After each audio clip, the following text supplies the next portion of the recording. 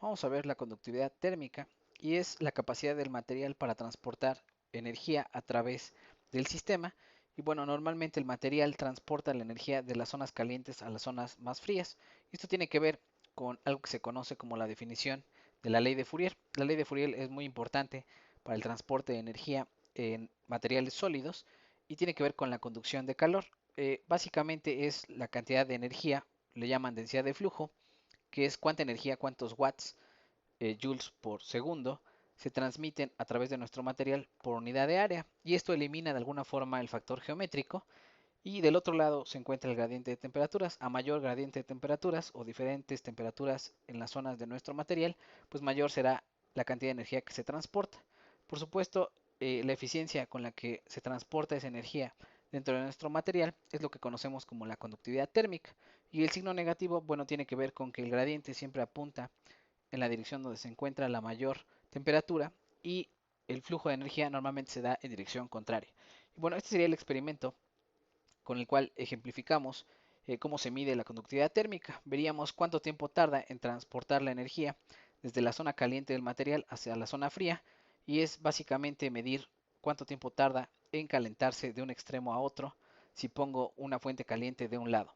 Y bueno, vamos a ver que la conductividad térmica tiene dos principales contribuciones. La primera sería la vibración de la red cristalina, la cual, bueno, se estudia con toda la parte de los fonones en la física del estado sólido. Y la segunda sería los electrones libres que se encuentran en nuestro material y esta se estudia, bueno, con la teoría de bandas. Ambas contribuciones, de alguna forma, son el resultado de la conductividad térmica de nuestro material. Por supuesto, la conductividad debida a los electrones es mucho más importante que la vibración de nuestra red cristalina. Vamos a ver que los materiales más eficientes para transportar energía o conducir energía eh, a través del sistema son los materiales metálicos. La conductividad térmica ahí es muy alta y esto se debe a que los materiales metálicos tienen electrones libres que permiten transportar esa energía de una zona de la red cristalina hasta otra.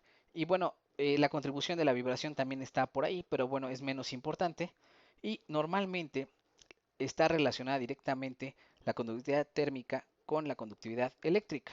Es decir, hay una relación muy importante entre los electrones en la forma en que conducen la electricidad con respecto a la conducción de la energía térmica. Y es tan fuerte esa relación que incluso existe una ley que se conoce como la ley de Wiedemann y Franz. Esta ley, bueno, básicamente se establece utilizando la conductividad térmica y la conductividad eléctrica de nuestro material y normalmente se compara con un número que se conoce como el número de Lorentz, que teóricamente, bueno, tiene este valor 2.44 por 10 a la menos 8, que es un valor teórico y en cada material, bueno, tiene ligeras variaciones, pero es una relación muy eh, evidente entre la conductividad térmica y la eléctrica debido a los electrones libres en los materiales metálicos. Por supuesto, esta ley solamente es viable para los materiales metálicos donde hay electrones y conductividad eléctrica importante. Y bueno, vamos a ver que todos los materiales metálicos disminuyen su conductividad eléctrica y térmica debido al movimiento de los átomos dentro de la red cristalina, es decir, al calentarlos. Si yo aumento la temperatura, normalmente la conductividad eléctrica y la térmica disminuyen y esto se debe, bueno, a las vacancias, a todos los defectos cristalinos y a la vibración de los átomos dentro de la estructura.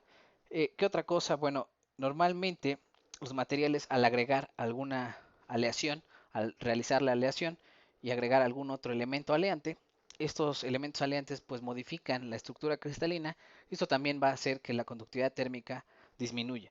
Y bueno, en los materiales cerámicos la conductividad térmica es muy baja y esto se debe principalmente a que la estructura cristalina es más rígida, hay una interacción del tipo iónica y de alguna forma es menos eficiente la conducción de energía térmica debido a que no hay tantos electrones libres o de hecho no hay electrones libres como tal para conducir la electricidad, al igual que no hay para conducir la energía térmica. Y toda la energía térmica se va a deber a la vibración de los átomos en la estructura cristalina. ¿Qué va a suceder? Bueno, normalmente, al igual que los metales, al aumentar la temperatura, bueno, la conductividad térmica disminuye. Y algunos de los materiales importantes o más novedosos son, por ejemplo, estos, los aerogeles, que son básicamente sílice como si fueran vidrios, los cuales se utiliza un método que se conoce como el sol gel. ¿Qué se hace? Bueno, normalmente se fabrica este tipo de vidrios con un disolvente que de alguna forma se hace una solución coloidal, se disuelve el óxido de silicio y luego se fabrica el material con una red cristalina en donde el disolvente queda atrapado en su interior y después ese disolvente se reemplaza con a bajas temperaturas con un método para intentar dejar vacío en vez del disolvente y eso hace que nuestro material sea altamente poroso. ¿Por qué es importante tener un material poroso? Bueno, la porosidad disminuye aún más de forma dramática la conductividad térmica, es decir, el mismo material cerámico, si yo aumento su porosidad, va a disminuir significativamente su conducción térmica. Y bueno, se pueden fabricar, por ejemplo, de silicio o de carbono con estructuras orgánicas. Y bueno, vamos a ver que la conductividad térmica en los materiales cerámicos, como ya lo habíamos platicado, puede sufrir algo que se conoce como el choque térmico. Mientras menor sea esa conducción de la energía térmica a través del sistema, puede ser que tengamos altos gradientes de temperatura donde una zona del material esté a baja temperatura y otra esté a muy alta temperatura y eso va a crear que mi material se fracture. Por supuesto, los materiales cerámicos tienen un valor que se calcula, le llaman TSR, que se llama Thermal Shock Resistance, que es qué tan bien soportan al choque térmico. Esto tiene que ver, por supuesto, con las propiedades mecánicas, como el esfuerzo de cedencia, el esfuerzo de fractura, que normalmente en los materiales cerámicos es el mismo, la conducción térmica, el módulo de Poisson, el módulo de Young, la expansión térmica. Todos estos factores importan para evaluar qué tan susceptible es un material cerámico a la fractura por choque térmico. En ocasiones, bueno, se quita la parte del módulo de Poisson y con eso se evalúa qué tan resistente es nuestro material cerámico. Por supuesto, bueno, este sería más o menos el esquema. Cuando yo introduzco una sustancia caliente, el material se expande distintas cantidades en la zona fría que en la zona caliente y sufre una fractura debido a este choque. Vamos a ver que en los polímeros la conductividad térmica es bastante baja, de hecho es muy baja, y esto se debe, bueno, a que las moléculas del polímero difícilmente transportan la energía debido a la vibración. Normalmente van a tener que vibrar, pero vibran en menor cantidad que en los cerámicos o que en los metálicos. Y esto se debe a que están unidas de forma covalente, con enlaces de tipo covalente, pero además los polímeros tienen un segundo fenómeno que es normalmente cuando se realiza la polimerización, se pueden crear algo que se conoce como espumas.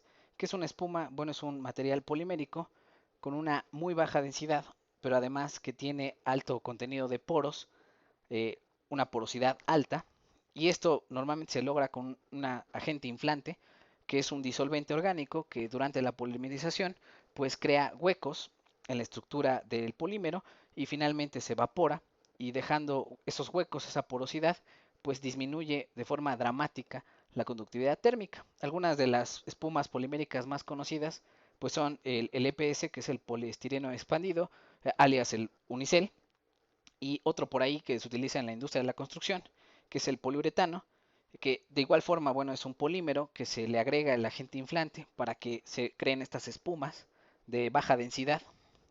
Y bueno, es un material altamente aislante en términos de conducción de energía. Y bueno, vamos a ver aquí algunas de las propiedades térmicas de los materiales. Vamos a ver que, por ejemplo, los metales tienen una alta conductividad térmica, y además, bueno, aquí se puede definir el valor de el número de Lorentz, de hecho, que definimos por acá arriba, ¿no? El número de Lorentz, que básicamente, teóricamente, vale 2.44. Vamos a ver que la mayor parte de los materiales metálicos lo cumple. Y la conducción térmica, vamos a ver que es bastante alta, pero además tienen valores importantes del CP. ¿Qué pasa? Por ejemplo, algunas de las aleaciones importantes, el cobre y la plata, se utilizan normalmente por sus altas conductividades térmicas. Y por ejemplo, el ínbar es una aleación que tiene un coeficiente de expansión térmica muy pequeño, la cual es digamos que tiene una gran utilidad en instrumentos de medición de longitudes, por ejemplo un vernier o algo por el estilo. En los materiales cerámicos, algunos de los importantes son la alúmina y la magnesia o óxido de magnesio, que básicamente estos dos materiales se utilizan en la industria de los refractarios como materiales para recubrir hornos, ollas cualquier cantidad de cosas de la fundición. Y por ejemplo aquí los vidrios, algunos de los vidrios más importantes de sílice, los borosilicatos, bueno, los que están, los vidrios Pyrex resistentes a la expansión térmica. Vean que la expansión térmica es prácticamente un tercio de los vidrios comunes, aunque la conductividad es prácticamente la misma. Y vemos que en los polímeros, normalmente dependiendo de la densidad, pues van a tener mayores conductividades térmicas, aunque en general tienen muy baja conductividad eh, térmica, y de alguna forma tienen altos valores de CP o capacidad calorífica.